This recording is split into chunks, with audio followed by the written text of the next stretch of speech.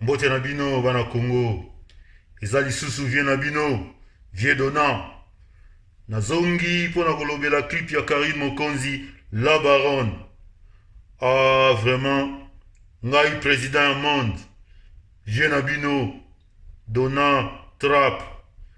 Na sepeli mingi, na ndenge clip ya Karim Mokonzi eza ko cartonné. Mais, na oti kozwa appel moko ya Fally Ipupa zolela. Alobi président dona benga bato ya YouTube yebisa bango balongo la video apeti wana apeti aleki impoli trop. Nasengaki ye bon pesa ngai lien ya video natala avant na benga YouTube. Natali video nga moko vie na bino dona na kati makinu na nenga kosakana te. Mère Mélanie akamwe alobi me nini wana badansi nini yango ozali kobina na yebisi ye petite moko boye na niveau ya Europe na kombo ya Karim Mokonzi La Baronne azali kokartone. Donc na bengi Fally Ipupa na yebisi ye en tout cas moyen te musique eleki kitoko tiro nga moyen na longola ngo ezati.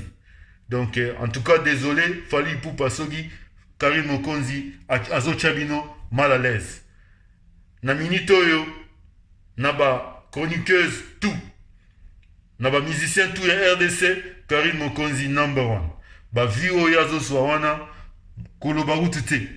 Na minute oyo nazoloba na bino clip ya Karim Mokonzi ekomi environ 200 000 vues etikala ozala te na ndule ya Congo. Même awa na ba state ba musicien na biso ya mike bakoka kosala ba vie wana te lobake ozala ba star ya ba niveau makasi. Donc Karim Mokonzi aza déjà na niveau international.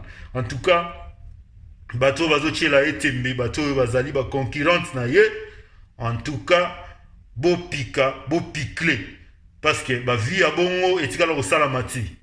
Et puis ba leader ba soi-disant ba leader bomoni ndenge Karim Mokonzi atei bino na ba vie. Bosala effort bobattre record ya Karim Mokonzi kala mingi te azobeta 200 000 vues na jour moko na 24 heures. Donc etikala ozala te clip ebimaki hier na minute o clip ekomi presque na 200 000 vues. Nga vie dona trap président ya monde na confirmé yango. En tout cas Fally Ipupa moyen nasala eloko eza te ndule eleki kitoko. En tout cas tokosolola lisusu me na minute nga moyen na benga YouTube eza te musique ezali kitoko fort. Donc Karim Mokonzi félicitations wana euti epa vie na yo dona trap président ya États-Unis d'Amérique pe Mokonzi ya monde mobimba.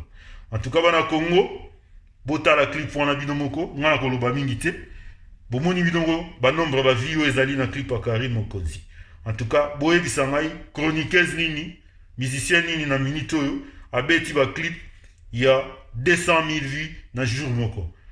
Donc botangela nga musicien wana na ba commentaire na bino natala ponga vie dona. En tout cas nazokoka te ndule ya Karim Mokonzi oyo clip wana bomoni yango nde nini est-ce que za kitoko chanson wana nga na okoka ngo te ezo binisa nga na ndenge osakana te niveau ya chant wana. Est-ce que chroniqueuse mosusu asasala chant niveau bino moko bozwa ba clavier boloba? Est-ce que clip ya Karim Mokonzi ekoma na 1 million de vues? Soki ekoma na 1 million de vues boyebisa biso quand? Parce que nga namoni vitesse oyo ezokende nango ya kosakana te. Balongolaki clip ya hommage ya Arafat mais aye koprouve biso ya koleka lisusu na boro autotindala biso. Donc ezalaki vie na bino dona trap na kotika bino awa tomonana na mikolo ezali koya. En tout cas ndule ya laissez-moi tranquille deux fois te. Félicitations à Karim Mokonzi La Baronne.